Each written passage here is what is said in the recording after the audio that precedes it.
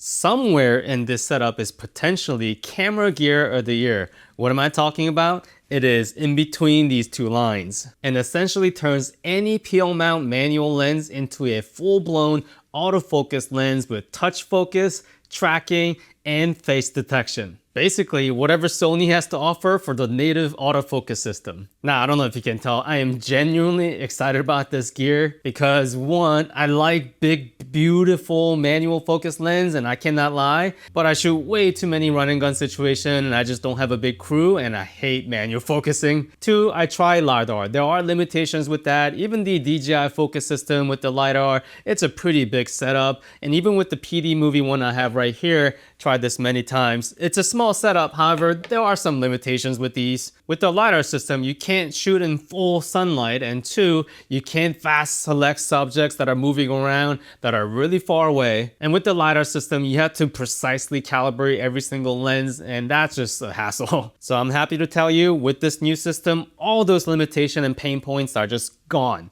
However, there are some new pain points and limitations, so I'm gonna go over those in this video. So as usual, I'm gonna tell you guys about the pros, but also the cons, as in limitation you should be aware of, but I'm not gonna just tell you guys the limitation or the problems and complaints, but I'm gonna try to see if I can solve these limitations for you guys. So I will go over exactly how this system works and how to set it up, but not only the big setup like this, but also a smaller setup like this, so you can gimbal this. So let's go over it. But first, as a disclaimer, this video is not sponsored. Yes, Viltrox did send me these adapters. There's one right here. This is like the early prototypes, and this is like almost final production model. And also to tell you, I've been using these devices for almost 2 months, so a very long time. So I should be able to tell you guys about everything I experienced. Now, if you're not familiar with PD movie LiDAR system, I have a video right here reviewing it. I suggest you watch that one because you have to understand all the pain points of that device to really appreciate what we have here today. So with that in mind, let's go over the components of this actual device. It's really simple, right? So all it is this PL to E mount adapter. You guys are familiar with this kind of adapter if you use any kind of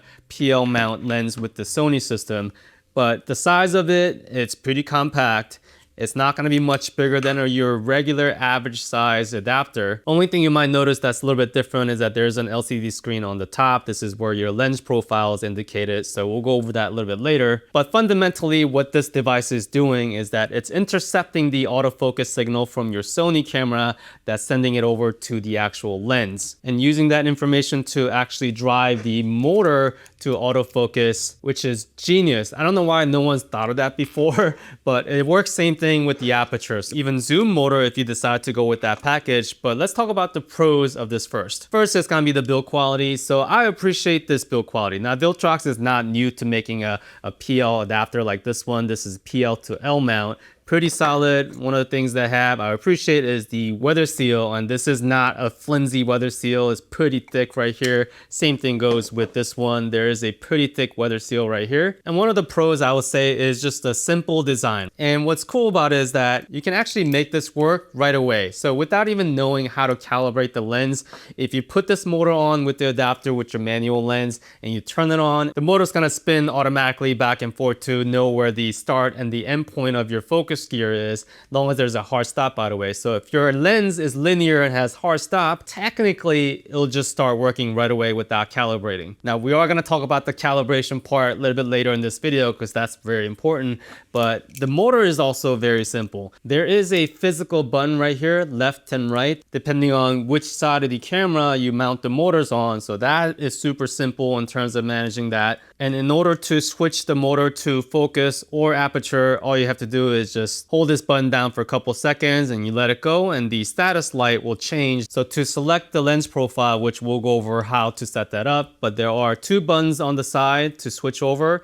It's just short press to go forward and a little bit of long press, like 1.5 seconds, 2 seconds to select. So you can select the brand of the lens and the actual focal length. And once that lens is selected, all you have to do is just reboot the system and you're on that lens profile. So once everything is set up, technically you don't need the app to use it, but it does require an app, which we'll go over later too. But one thing I noticed on the simplicity of this setup, it is very not power hungry. For example, a single V-mount battery and just go all day shooting, or even the gimbal setup, guys. I know I have this sensor open, this makes me nervous, but even the gimbal, I had this tiny little MPF battery. So this will get me at least like about 4 hours of shoot. And these are so interchangeable. So you just swap another one in and ready to go. But let's talk about the actual autofocus performance, because that is the most important part. So here's a really good example. As you guys know, I second shoot for VU from VU Films. So this is with the Vespid 2 50mm prime. This is right before we shot the reception, and I'm using the Sony A7 V. It's actually VU's, he's letting me use it. And look how it tracks. Okay, so you don't think that's cool enough? I know, we've seen that kind of shot in a LiDAR.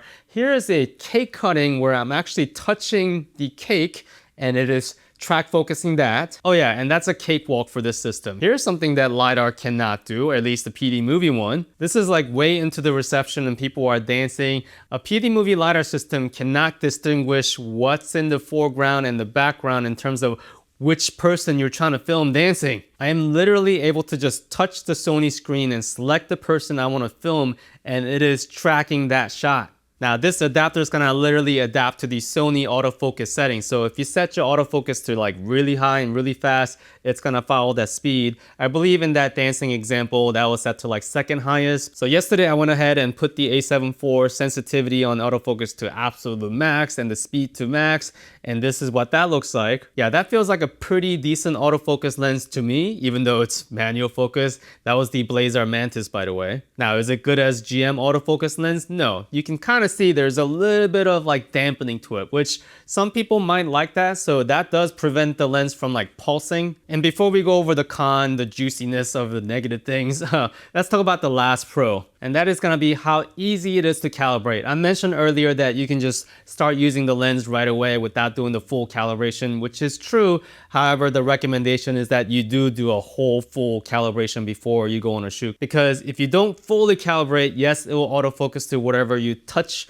but in between the actual distance, it's not as smooth as where you fully calibrate it, you get that whole entire smoothness focus front to back. So here's an example shot of the Mantis lens. Shout out to VU from VU Films for letting me borrow it so I can look cool doing this.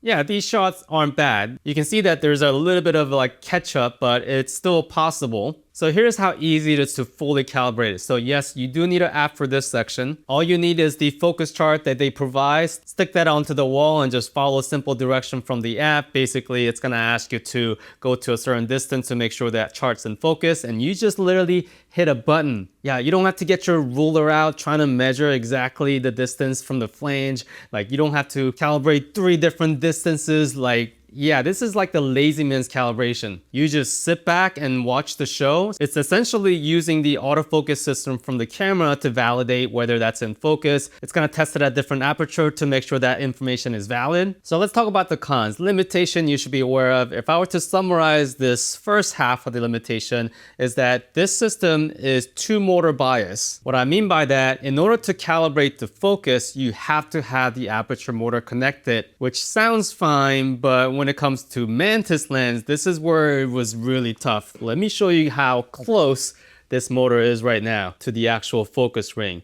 So if you guys can see it, I am clearing that by millimeters. First, I thought I was not gonna make this, but long as the camera is directly centered and it's straight, you can make this happen. So that motor is tricky because the inside wall of the motor is a little bit thicker and the outside of the wall, if it's facing this way, is a little bit thinner. So you can't mount this on the other side because of that. So you have to mount it on this side. And in the beginning, I didn't calibrate it because I was kind of cautious of renting this lens from VU. I didn't want to scratch it. But once I found that exact same spacing, I was able to calibrate this Mantis lens, and it is amazing. And I guess it depends on your cage too. So this is a small rig cage, and that motor, this thing spins, by the way, so that's barely clearing it. There's like 2mm space right here. So if you can make the motor fit into the system and you can calibrate it, great. However, I'm more of a gimbal kind of guy, and most of the time I'm gonna be using a rig like this, and I'm only gonna use one motor. So I told Viltrox this, maybe in the future on the app, they can make an exception where you can just calibrate without the actual aperture motor being there. Because right now you get an error message like this, but in terms of actually using this device, you don't have to have the aperture motor attached.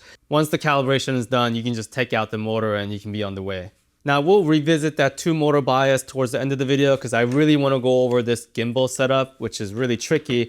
But since I have this setup all ready to go, let me show you guys the next point. And that is going to be, there is no manual focus override. Now, in a professional setup, autofocus sure is nice, but sometimes you want to just jump in and take control and do a manual focus. So currently there's no follow focus system paired with this, so you can do that. Now, technically, yes, you can go from autofocus to manual focus just by hitting the button. So I have one of these buttons custom to manual focus to autofocus toggle. So you can do that, but in the future, I would love to see like a follow focus system that can pair with this. Now there is a workaround in the app. I forgot to mention that during the actual calibration process before that, you do have to tell the app how far your infinity focus is, how far your minimal focus distance is. Same thing with the aperture. You do have to manually enter those units, but that could work towards your advantage because you could technically set an A point and B point on the focus and you can go back and forth from that. I guess the drawback of that scenario is that it's gonna focus back and forth really fast. So maybe in the future, Viltrox, you can put that feature in there where you can go from A to B and you can adjust the actual speed of the focus. That'd be cool. Now, the next con is gonna be the fact that you're gonna need more gear and more cables. So I know some of you guys are like, yes, I need more gear, but I have to tell you, I had to buy a bunch of things. For example, the USB-C cable that Viltrox provides, it's a straight cable. So there is one problem. If you're using cages, for example, this is a small rig cage, right? Or even any cages that I have, this is a Tota cage, it's the same problem. This right here comes out from the body. So this protrudes into where the USB-C cable should go. So problem is that a straight cable, you just cannot make it there without bending it. So I had to get this right angle USB-C cable so I'm not bending the pins. So it is dodging the cage right now and going downwards instead. And I did find a pretty good USB-C cable. So I'm gonna put everything that I have on here in the description below as usual. So this cable came in clutch, it's sleeved, it's nice quality. And the way you can tell it's a good quality, when you put this cable in, it clicks in. And this cable is gonna save me one more time later on when I talk about the gimbal setup. So that's one thing you do have to get addition if you're gonna use a cage like this. And I mentioned that this system is 2-motor bias. So ideally, this is the kind of rig that you wanna have. This is the standard 15mm rod rig by Foca. It's pretty budget friendly. I like this one because it has this Arca Swiss plate on the bottom, so I can just put it on most of my tripods. And even though it's kind of small, it can hold pretty big rigs. So this is the same rig I used for the Laowa Sunlight review video, so it can hold that lens. It does already come with this lens support bracket, but if you have a huge lens like the Laowa Sunlight, you do want to get something like this to make sure that you hold that 1/4 down plus the actual camera. Otherwise, yeah, it's gonna swivel because this motor that comes with this Viltrox system, the torque on this is pretty impressive. Right now I have this torque set at the lowest setting because anything higher than that, it does actually wiggle the whole system around. So if you have a huge lens and huge rig, yeah, I don't think you're gonna have any problem with this motor torque. So again, everything that you see in this rig, I'm gonna go ahead and put the link in the description. But one thing I do wanna mention is that you're gonna need a touch enabled focus monitor because all of a sudden your manual lens is touch focus. So just on time, Portkeys actually sent this to me. So this is the Portkeys 5.4-inch monitor. Let me go ahead and turn on the whole system so I can show you this. I love this monitor because it has a physical actual slider switch to turn on. You don't have to guess how many seconds you gotta hold down the power button. You go ahead and turn the camera on and it's gonna calibrate the distance of the focus motor and the actual aperture motor and give it a couple seconds and it is ready to go. Enable touch focus on. This is the track focus. Let me see if I can go ahead and touch the camera you're seeing right now. Back to this light stand. All right, let's see if I can focus on that chart. Here you go. Does that tracking. And let's see if I can focus on something closer. There you go, that's the camera. How cool is that? Now, is the tracking as good as like a Sony monitor screen? No, it's a little bit delayed just slightly, but having that option to touch focus is huge. This is not a review about this monitor. I will do a separate video, at least a shorts on this monitor later. One of the things I do appreciate that is that there's also an HDMI out on this. So if I wanted to attach like a wireless video transmitter, this is perfect. All right, before I undo this system and set up this gimbal setup, one more thing I want to mention, you guys already saw it. There is a boot up time to this, right? So if you're filming a wedding, for example, and your camera goes to sleep and you want to like get that shot real quick, you gotta wait for the whole system to initiate first and then you're ready to go. So there is that drawback. So let's talk about that gimbal setup, because that is kind of huge for me because I'm mainly a gimbal user. So YouTube style switch up.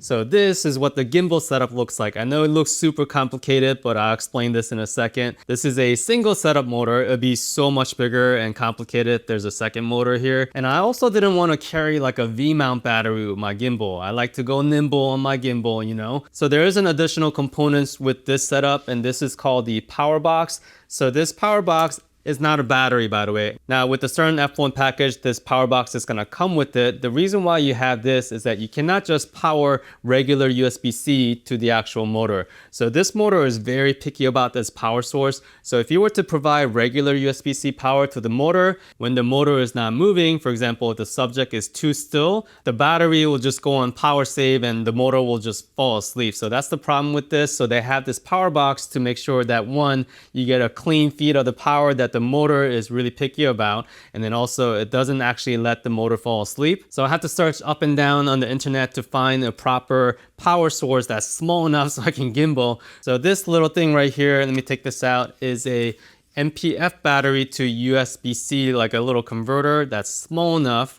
And if I were to put this in, it provides power to this power box. Let me go ahead and turn this on. I'm gonna hold down this power button for a little bit. I should see a little green light come on. So once you see that green light light up, you can go ahead and turn on the camera and it's gonna test the travel.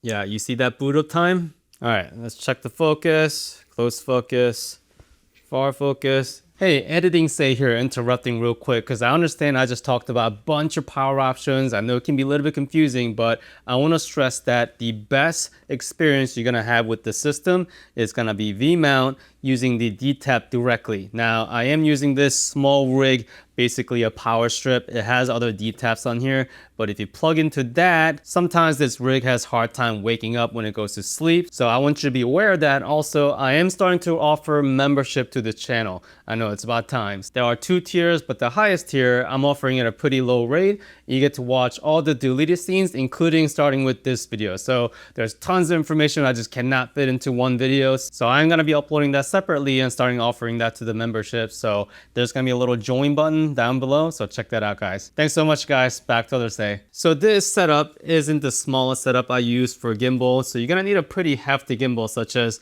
the one I'm using in this example is Juin Crane 4. So do I wish there was less of this clutter to have a nice gimbalable setup? Of course. Remember, I am coming off from this tiny little LiDAR motor. So gimbal setup wise, this is the ideal size. So Viltrox, I know you can do it in the future. If you could somehow put a battery inside the motor for a gimbal friendly setup, that would be like so awesome. And oh yeah, remember that right angle USB-C cable was gonna come in clutch? Let me go ahead and turn the camera off. So one of the drawback of this exact adapter is that this plug right here, yeah, that USB-C port is so deep. Regular USB cable just can't reach the end of that. I know it's a problem. So the only cable that I found out, this right angle USB-C cable by Asus, yeah, that one's long enough that it actually clicks in. So most of the limitation or the flaws, I was able to work around it, and I just cannot be happier now that I can use manual focus lens such as this Mantis. This is such an awesome lens with autofocus now. Now there is a little missing piece right now. So I currently do not know how much this device costs. I know this happens a lot in my video. So the truth is, the way this works, when I contact the brand, it's like contacting Genie. You get 3 wishes or 3 questions, and those questions take almost 24 hours or more to come back and forth because, you know, I'm in US, they're in China. So yeah, I kind of ran out of time in the questions. So I didn't get to ask how much this thing costs. I'm hoping it's under $500. I know conveniently I'm gonna ask you to check out the link in the description below to check the price. But honestly guys, I just ran out of time. But Viltrox is saying that this will be a pretty budget-friendly device, so I'm really hopeful. Alright guys, that's it for me today. Thank you so much for watching to the end, and special shout out to David, Zal, and Vu for helping with this video. This video was a massive test in itself, so thank you. Till next time, I can finally say, stay focused with manual lens.